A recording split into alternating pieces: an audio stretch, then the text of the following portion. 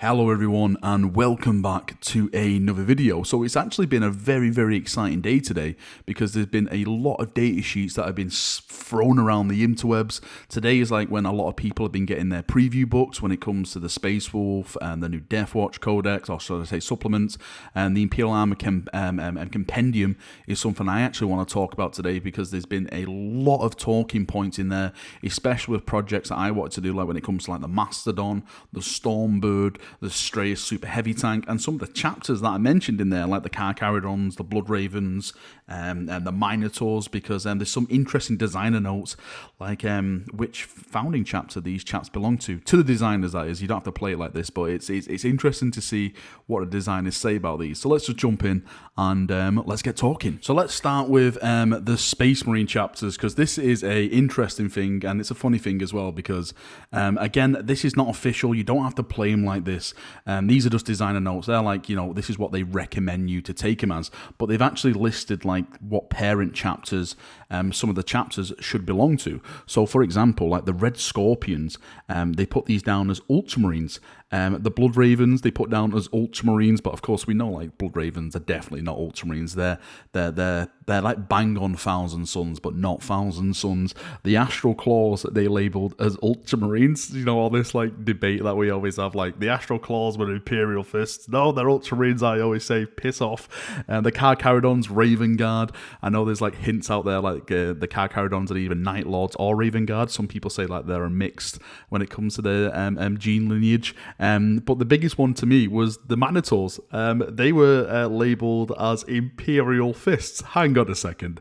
Hang on one bloody second. Whoever is this designer who's recommending that the Minotaurs should be played with the Imperial Fist gene lineage, you, sir, are an absolute heretic. The Minotaurs for me will always have the Iron Warrior gene lineage, and I think for you suggesting that they should have the Imperial Fist one is a massive kick in our loyalist faces. We would never accept these absolute bastards into our rank. We are too noble to have that bloody chapter indoctrinated with us.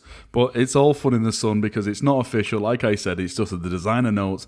You shouldn't take it too seriously, but it is a nice little, you know, a nod / smile, a little joke for us to share in chat and stuff, seeing like the Minotaurs, Imperial Fists, Red Scorpion as Ultramarines, the Blood Ravens as Ultramarines. I never would have expected that. I would have thought they would have gone for someone else maybe rather than the Ultramarines. But yeah, it's all fun in the sun. Don't take it too seriously if you see this thing like flying around on the interwebs. Now, if we move on to some of the other things mentioned in the Imperial Armour Compendium, and I have to say, I haven't seen everything in this book. I've only seen a couple of data sheets, really. I'll be completely honest with you. I've only been sent like the Astraeus one.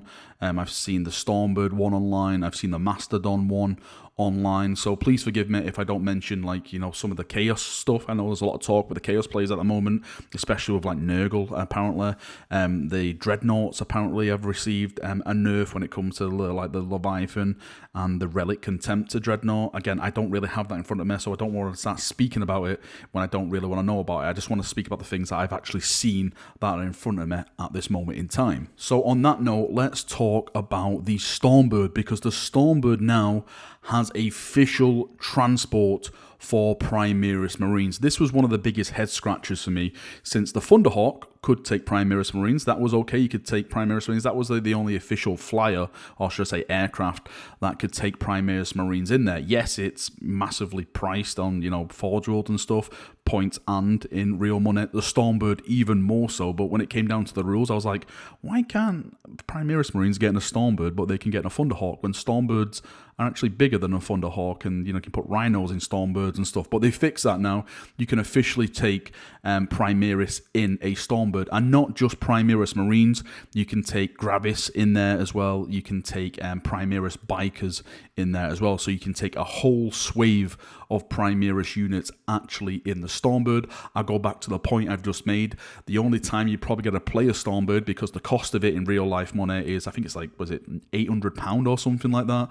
Points wise, I think it's like 3,000 points or something. Please, again, correct me. I think it's 45 power in this book. I've only been sent the rules. I haven't been sent the actual point cost or power cost or anything like that. So the only time you're going to be using this is like in a big a game against friends, like an apocalypse game, or maybe like a big narrative game or something, you're not going to see this in general use on the tabletop, because it's just too big when it comes to the points, and too big when it comes to actually buying the model as well. Now the Mastodon is completely opposite from that, because I see the Mastodon as the Stormbird of land. And what I mean is, like, you have the Stormbird, which is the biggest and baddest aircraft I personally think the Imperium has, and the Mastodon is the biggest and baddest land tank that the Imperium has. But the Mastodon can still not transport Primaris Marines, even though it can transport Centurions, Terminators, and normal Marines.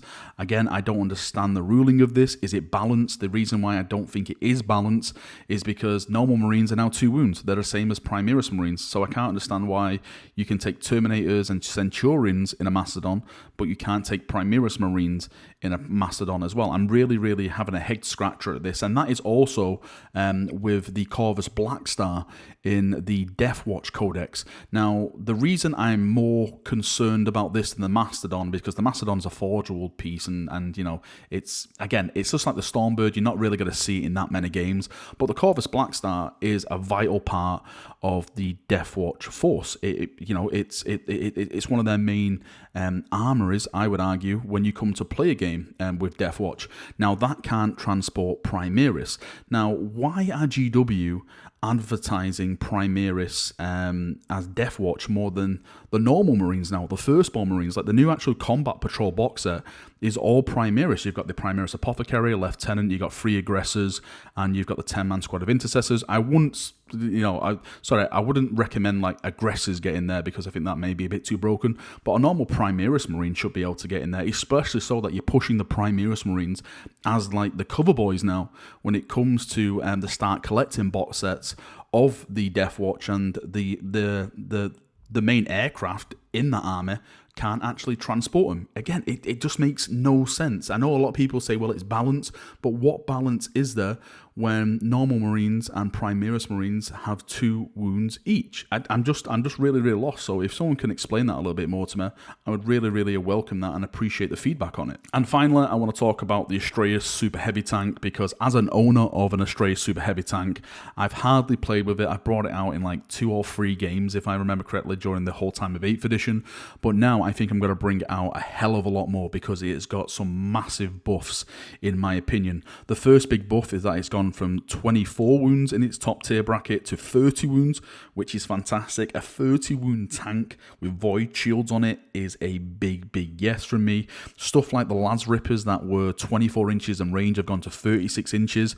They were strength 8, now they've gone to strength 9. It was a flat 3 damage, now it's gone to D6 damage, which again is fantastic. One of the biggest changes though is the void shields on it. The void shield change, I think, is going to be a massive thing when you deploy your Astraeus tank. So the way this works is that you have something called shield points now that go into the void shields on the Astraeus tank. You have 2 void shields on it, so that's a maximum of 6 shield points, and you have to destroy these void shields before you actually start doing damage on the main Astraeus battle tank, which I find is absolutely fantastic. In the command phase, say you do a little bit of damage to these shield generators, or should I say void shield generators, and you don't kill them, you can actually restore points to the void shields in your command phase. So it's vital for you now as a player, if someone deploys an Astraeus tank, is to take down those void shield generators, because if you don't, then the player himself is going to start regenerating those shield points into the shield generators, and you're going to have a really bad time. As someone who owns an Astraeus Super Heavy Tank, I find this absolutely fantastic. One of the things about the Super Heavy Tank is I thought it looked cool, I thought it was awesome and stuff, but it wasn't really worth taking, because I could probably just take 2 Executioner tanks and get more out of those 2 Executioner tanks than the Super Heavy Astraeus tank. But now I'm looking at it and thinking, do you know what? I actually want to deploy you now because you can take a beating and you can put out some damage onto the enemy. So I think in the coming weeks, well, when I'm out from lockdown, because I'm currently in tier 3, well, whenever we're bloody out of lockdown, I'm definitely going to deploy this Astraeus and start purging in Dawn's glorious name. I'm sure over the coming couple of days, we're going to start seeing, you know, more pages out on the interwebs. We're going to see, you know, more discussion of like how good things are, how bad things are, everything like that. This is just like the launch day today. I want to say thank you to everyone who sent me the pages, the stats, everything like that. You've been a massive help. I really do appreciate it. It's been fun seeing all these new rule changes. Some, like I said, some for the better, some for the worst. But I think we'll really know like the full situation probably by mid-week next week or something like that. I would love to get your thoughts and feedback on some of the things I've discussed. If there's something I've missed out that you know about, please post it below and we can have a nice little talk about it down there. But until then, thank you for watching the video. Thank you for coming. Hopefully you're having a great day. See you now and bye-bye.